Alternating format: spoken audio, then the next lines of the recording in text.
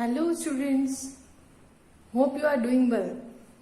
So today we are going to study our next lesson named as Khashaba Jadhav. So let's start. Have you heard about the Olympic Games? अभी आपसे पूछ रहा है कि क्या आपने कभी ओलंपिक के जो गेम्स होते हैं क्या उसके बारे में कभी सुना है? Sportsmen from many different countries of the world come together for the Olympic Games. यानी कि जो स्पोर्ट्समैन है, जो खिलाड़ी है, वो अलग अलग कंट्रीज से एक साथ आते हैं किस लिए? ओलंपिक गेम खेलने के लिए. A number of events are held और बहुत सारे इवेंट्स वहां पर ओलंपिक गेम्स में होते हैं.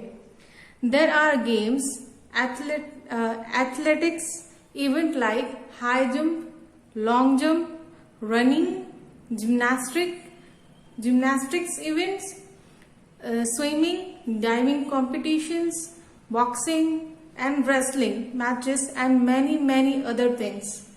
देखिए यहाँ पर कितने इवेंट्स होते हैं, जैसे कि होते हैं हाई जंप होता है, long jump, running, gymnastic events होते हैं, स्विमिंग और डाइविंग कंपटीशन होते हैं, बॉक्सिंग होती है, उसके बाद रेसलिंग होती है और बहुत सारी चीजें होती है. कहाँ पर?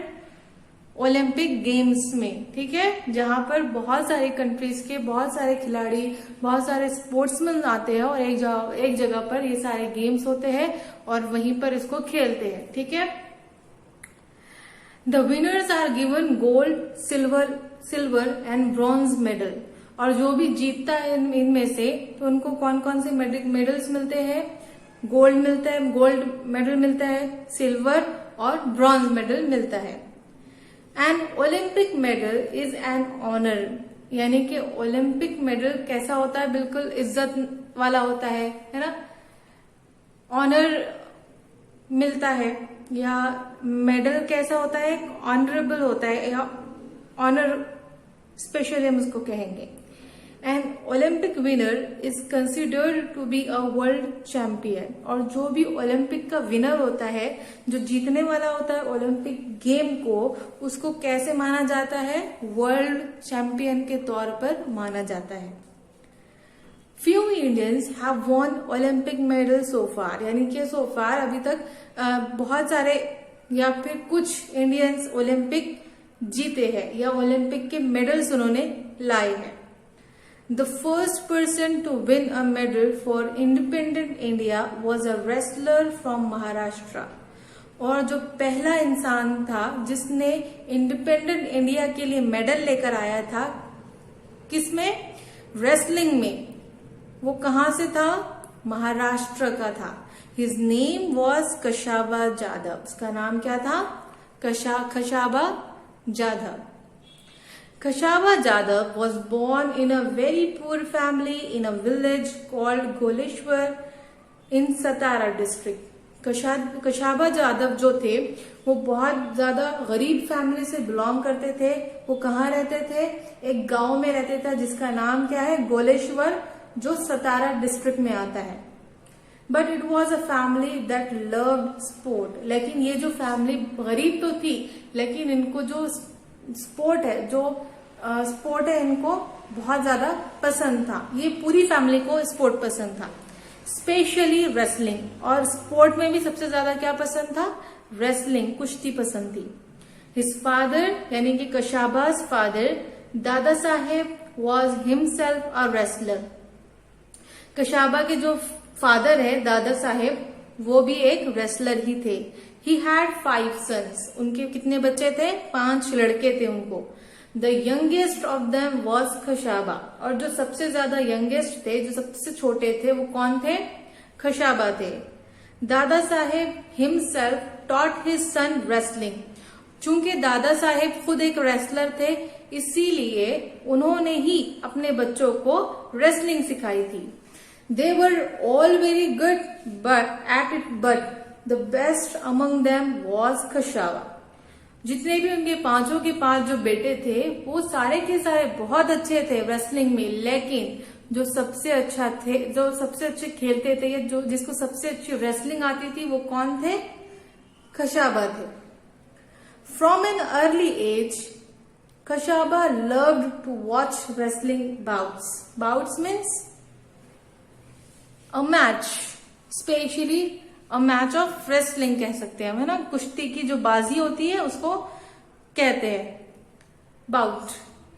फ्रॉम एन अर्ली एज, यानी कि बिल्कुल छोटी उम्र से ही Khashaba love to watch wrestling bouts. Khashaba को रेसलिंग के जो बाजियां थी, जो कुश्ती की जो बाजियां थी, कुश्ती का जो मैच और गेम हुआ करता था वो देखना बहुत पसंद था. His father took him to see the bouts from the time he was just 4 years old. और उसके जो फादर थे, यानी कि जो दादा साहेब थे, वो उनको अपने साथ ले जाया जाते थे. लाइक किस मतलब उनकी उम्र क्या थी तब, जब से वो 4 साल के थे तब से वो अपने फादर के साथ रेसलिंग के मैचेस, रेसलिंग के बाउट्स देखने जाते थे. He would sit on his father's shoulders and watch the bout. वो क्या करते थे, अपने फादर की शोल्डर पे बैठकर बाउट्स देखा करते थे. At 10, यानी कि 10 साल की उम्र में, he was the youngest to get into the अखाड़ा. यानी कि वो सबसे ज्यादा यंगेस्ट थे, सबसे छोटे थे जो कि अखाड़े में आए थे. अखाड़ा यानी कि वो जो जहां पर गेम खेला जाता है ना, अर्थन पिट जिसको बोलेंगे वो, तो उसको वहां पर वो 10 साल की उम्र में ही पहुंच गए थे. कौन? Khashaba. Soon it became clear that he was also the best. यानी कि जल्द ही ये साबित हो चुका था, ये क्लियर हो चुका था कि ये बेस्ट थे. Not only in his own Akhara but in the whole area.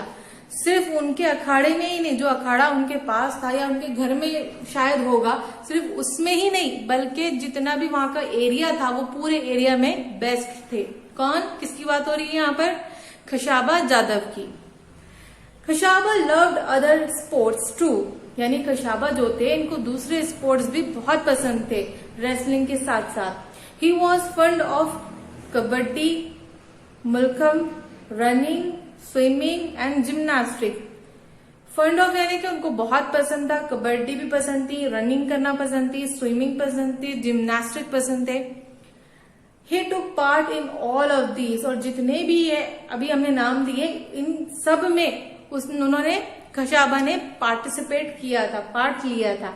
He became strong and agile. Agile means फुर्तीला. वो कैसे बन गए थे, इतना खेल कर, इतना मतलब हर स्पोर्ट में पार्टिसिपेट कर बिल्कुल मजबूत और एजिल या फुर्तीले हो चुके थे. He love to discuss sports with his friends. और उनको अपने फ्रेंड्स के साथ, अपने दोस्तों के साथ स्पोर्ट्स के बारे में बातें करना भी बहुत ज्यादा पसंद था. He went to Rajaram college in Kolhapur where wrestling was encouraged. वो कहाँ गए? कोल्हापुर का जो एक कॉलेज था जिसका नाम था राजाराम, वहां पर गए जहां पर रेसलिंग को बहुत इनकरेज किया जाता था, पसंद किया जाता था. Khashaba took part in many wrestling bouts. Khashaba ने बहुत सारे रेसलिंग की, कुश्ती की बाजियों में हिस्सा लिया था. And won them all. और जितनी भी बाजियों में उन्होंने हिस्सा लिया था वो सारी की सारी उन्होंने जीती थी. In that area he was the champion. और उस एरिया में वो कौन थे? चैंपियन थे. वो अब चैंपियन के नाम से कहलाए जाते थे. Therefore he was sent to wrestle at the state level and national level. और इसीलिए यानी कि वो हर जो भी बाजी में हिस्सा लेते थे वो बाजी वो जीत जाते थे. इसलिए उनको कहाँ भेजा गया? स्टेट लेवल और नेशनल लेवल पर कुश्ती खेलने के लिए उनको भेजा गया. Khashaba Jadav became famous at the national level too. और जब उन्होंने नेशनल लेवल पर खेलना शुरू किया तो वो नेशनल लेवल पर जाकर भी फेमस हो गए थे. He beat the national champion Niranjan Das in 1948. और उन्होंने जो नेशनल चैंपियन थे उस टाइम की, निरंजन दास, उसको भी बीट कर दिया था, उसको भी हरा दिया था. That is why it was decided to send him to the International Olympic Games. और जब उन्होंने नेशनल को हरा दिया तो इसलिए अब डिसाइड किया गया था कि अब उनको कहाँ भेजेंगे? इंटरनेशनल गेम खेलने के लिए, इंटरनेशनल ओलंपिक गेम्स में उनको भेजा जाएगा. When Khashaba Jadhav took part in the Olympic Games for the first time, he found that the Indian and the international rules were different. जब खशाबा जाधव ने पहली बार ओलंपिक गेम्स में हिस्सा लिया, पार्टिसिपेट किया, तो उन्होंने क्या देखा कि जो हमारे इंडियन के जो रूल्स है और जो इंटरनेशनल रूल्स है वो बहुत ज्यादा डिफरेंट है, बहुत अलग अलग है. Also he was use to wrestling in an earthen pit. Earthen pit यानी कि जो अखाड़ा होता है ना हमारा, जहां पर आपने अखाड़ा देखा होगा,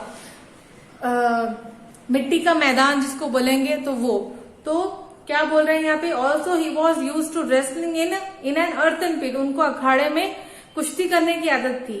eight the Olympic games the bouts were held on a mat. लेकिन जो ओलंपिक गेम्स था वो वहां पर जो बाजियां होती थी वो कहाँ होती थी, मैट पर, चटाई पर होती थी. In spite of these differences Khashaba Jadhav won a 6th place out of 42. यानी कि इसी डिफरेंसेस की वजह से खशाबा ने 6th प्लेस वन की, 6ठी प्लेस जो थी वो जीती. कितने में से, 42 में से. ठीक है. The Olympic games are held every 4 years. जो ओलंपिक गेम्स जो होते थे नेशनल या इंटरनेशनल लेवल पर, वो 4 साल में एक बार होते. In 1952 Khashaba wished to take part in the Olympics again. है ना, उन्होंने पहले पार्टिसिपेट किया था तो 6th पोजीशन आई थी. अब 4 साल के बाद उन्होंने फिर से सोचा कि मुझे ओलंपिक गेम्स में फिर से पार्टिसिपेट करना चाहिए.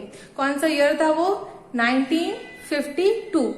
He had to prove his merit again and face the opposition of officials. उनको क्या करने का था, उनको अपने आप को प्रूव करने का था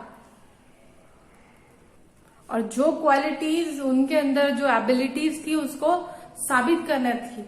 तो उन्होंने फिर से ओलंपिक्स में पार्टिसिपेट किया. Also in those days Olympic participants had to spend their own money for travelling to and staying in the place where the games were held. यानी कि उन दिनों में जो ओलंपिक पार्टिसिपेंट्स थे, यानी कि जो भी ओलंपिक गेम्स में पार्टिसिपेट करते थे जो लोग या जो स्पोर्ट्समैन, उनको क्या करना पड़ता था, उनको अपनी खुद का पैसा देना पड़ता था, स्पेंड करना पड़ता था. किस चीज में, आने जाने का जो भी खर्च होता था, ट्रैवलिंग का, उसमें. और जहां पर गेम होता था वहां पर उनको होटल में, लॉज वगैरह में रहना पड़ता था ना, तो उसका पैसा भी उन्हीं को देना पड़ता था. इट वॉज वेरी एक्सपेंसिव, जो कि बहुत ज्यादा एक्सपेंसिव यानी कि बहुत महंगा था. Khashaba did not have that much money and he did not get any money from the government. Khashaba के पास इतना पैसा नहीं था कि वो अपने ट्रैवलिंग पर और अपने रहने, स्टेइंग पर खर्च कर सके, और ना ही कोई गवर्नमेंट ने उनको पैसा दी थी. At last the principal of Rajaram College gave his own house to get the money. देखिए आखिरकार जो प्रिंसिपल थे राजाराम कॉलेज के, है ना, हमने ऊपर पढ़े कि वो राजाराम कॉलेज में गए थे. कोल्हापुर में जो राजाराम कॉलेज था वहां पर जाकर उन्होंने रेसलिंग की थी. तो बिल्कुल सेम उसी कॉलेज के प्रिंसिपल ने क्या किया, अपना घर दे दिया ताकि उनको कुछ वो घर बेचकर पैसा मिल सके और वो पैसा खशाबा को दे सके. किस लिए उनको पैसा देने का था, ताकि खशाबा अपने ट्रैवलिंग और अपने स्टेइंग का जो भी पैसा था या जो भी उसको खर्च लग रहा था वो पूरा कर सके और ओलंपिक में पार्टिसिपेट कर सके. इसलिए जो प्रिंसिपल थे राजाराम कॉलेज की, उन्होंने अपना घर बेचकर खशाबा को पैसे दिए. Other people in Khashaba's village also help. और जो दूसरे जो लोग थे खशाबा के विलेज में, उनके गांव में, उन्होंने भी खशाबा की बहुत मदद की, हेल्प की. The 1952 Olympics were held at Helsinki. जो 1952 का जो ओलंपिक्स हुआ वो कहाँ हुआ, हेलसिंकी में हुआ. There Khashaba Jadhav had to face opponents from Russia and the Gulf countries. जहां पर खशाबा को किसको फेस करना था, यानी कि उनके अपोनेंट्स कौन थे, opponents means a person you are playing और fighting against in a competition. कोई कॉम्पिटिशन में आपके अगेंस्ट में जो होता है उसको अपोनेंट्स कहते हैं। तो उनके अपोनेंट्स में कौन थे? रशिया के और गल्फ कंट्रीज के फाइटर्स बोलेंगे या फिर अपोनेंट्स थे या कॉम्पिटिटर थे। ठीक है। He won the first 5 bout quite easily. जो पहले 5 बाजियां हुए वो खशाबा ने बड़ी आसानी से बहुत अच्छे से जीत लिए थे। He won each bout within 5 minutes. और हर जो बाउट यानी कि हर बाजी सिर्फ 5 मिनट में ही उन्होंने जीती थी। इस तरह उन्होंने कितने बाजियां जीते थे? 5 बाजियां उन्होंने जीते थे। Then he had to face a wrestler from Japan. अब उनको जापान का जो रेसलर था उनको फेस करना था। दे वर बोथ वेल मैच्ड। यानी कि खशाबा भी और वो जो जापान का जो रेसलर था वो भी बिल्कुल मैच थे, यानी एक जैसे उनके खेलने की टेक्निक थी, स्किल थी। The bout lasted for 15 minutes. और इनकी जो बाउट थी, इनकी जो बाजी थी वो कितने मिनट्स तक चली? पूरे 15 मिनट तक चली। Khashaba lost the match by just 1 point. और खशाबा ने जो मैच था वो हार गए सिर्फ 1 पॉइंट के जरिए। यानी कि उनके अंदर और जो जापान के जो रेसलर था उसके अंदर सिर्फ 1 पॉइंट का ही डिफरेंस था। He was existed after the bout. वो बहुत ज्यादा थक चुके थे ये बाउट के बाद, यानी जापान का जो रेसलर के साथ उनका बाउट हुआ था, जो बाजी हुई थी, उस बाजी के बाद वो बहुत ज्यादा थक चुके थे। But he was asked to wrestle with a Soviet wrestler immediately. जो सोवियत का रेसलर था उनके साथ ही उनको बिल्कुल उसी के बाद खेलना था। जापान के रेसलर के बाद अब जो सोवियत का रेसलर था उसके साथ खशाबा को खेलने का था। दिस वॉज, या कुश्ती करनी थी या बाउट लड़ना था। This was again the rules. और ये बिल्कुल रूल्स के अगेंस्ट था। जो रूल्स और रेगुलेशन होते हैं ना रेसलिंग में या कोई भी स्पोर्ट के, हर तरह के जो स्पोर्ट्स होते हैं उनके कुछ रूल्स, कुछ रेगुलेशंस होते हैं। तो ये जो चीज थी कि बिल्कुल मतलब बैक टू बैक रेसल करना, ये अगेंस्ट द रूल था। According to the rules Khashaba should have rested for at least half an hour before the second bought.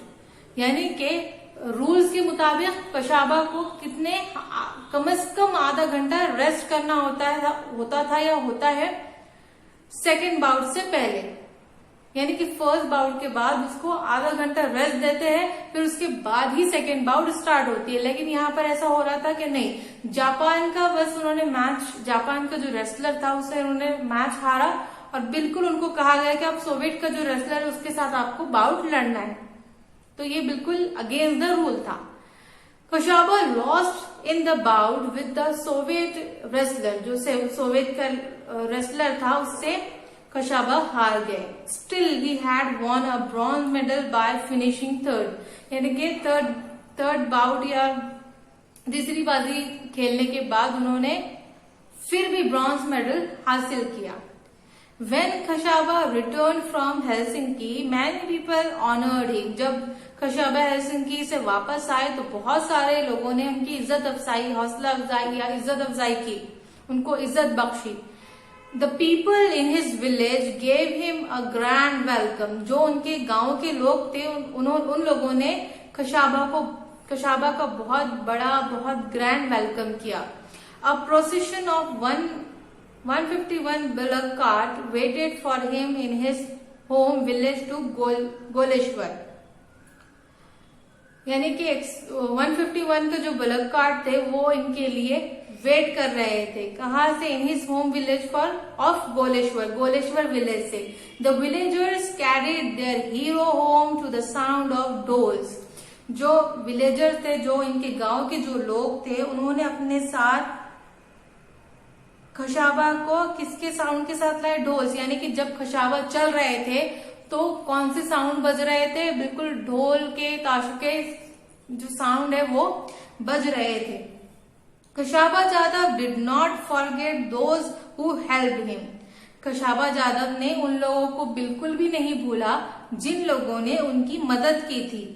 After winning the Olympic medal he played the first bout to raise money, यानी कि Olympic medal जीतने के बाद उन्होंने सबसे पहला bought किस लिए खेला, सबसे पहले बाजी किस लिए खेला, ताकि वो कुछ पैसे कमा सके। Not for himself but the principal who had given his house for sending Khashaba to Helsinki. अपने लिए पैसा जीतना चाहते थे क्या, पैसा कमाना या पैसा बढ़ाना चाहते थे क्या वो? नहीं, लेकिन किसके लिए? उस प्रिंसिपल के लिए जिसने अपना घर बेच दिया ताकि खशाबा हेलसिंकी जाकर ओलंपिक में पार्टिसिपेट कर सके, उनके लिए वो पैसा कमाना चाहते थे। The principal got his house back again, और फिर प्रिंसिपल को उनका जो घर था वो फिर से मिल गया था। किसके जरिए मिला? वो खशाबा के ही जरिए मिला। जो पैसे खशाबा ने जीते थे रेसलिंग के जरिए, उसी से उन्होंने अपना जो घर था वो वापस ले लिया। Khashaba won great honor for his country even when he did not have much help or facilities. Khashaba ने बहुत इज्जत कमाई अपने कंट्री के लिए तब जब उनके पास बहुत ज्यादा फैसिलिटीज नहीं थी। टुडे यानी आज स्पोर्ट्समैन हैव मेनी फैसिलिटीज, लेकिन आज जो स्पोर्ट्समैन है, जो खिलाड़ियां हैं, उनको जो खिलाड़ी है, जो स्पोर्ट्समैन है, उनको बहुत ज्यादा फैसिलिटीज दी जाती है। जिस तरह फॉर एग्जांपल के उनको जो ट्रैवलिंग का खर्चा उनको नहीं देना पड़ता, उनके स्टेइंग का खर्चा उनको नहीं देना पड़ता, या जो भी दूसरे एक्सपेंसेस उनको नहीं पूरे करने पड़ते, वो सारे के सारे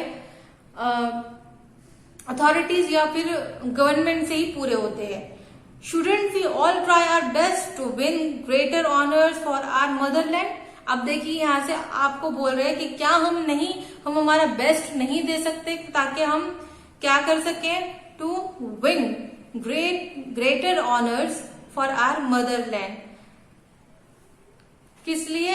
मतलब हमारे मदरलैंड जो है, जो हमारी भारत माता है, उसके लिए ग्रेटर ऑनर जीतने के लिए क्या हम कोशिश या ट्राई नहीं कर सकते? ये ऐसा आपसे पूछा जा रहा है। तो हम ट्राई कर सकते हैं, और आज के जमाने में तो बहुत ज्यादा फैसिलिटीज हमको प्रोवाइड की जाती है।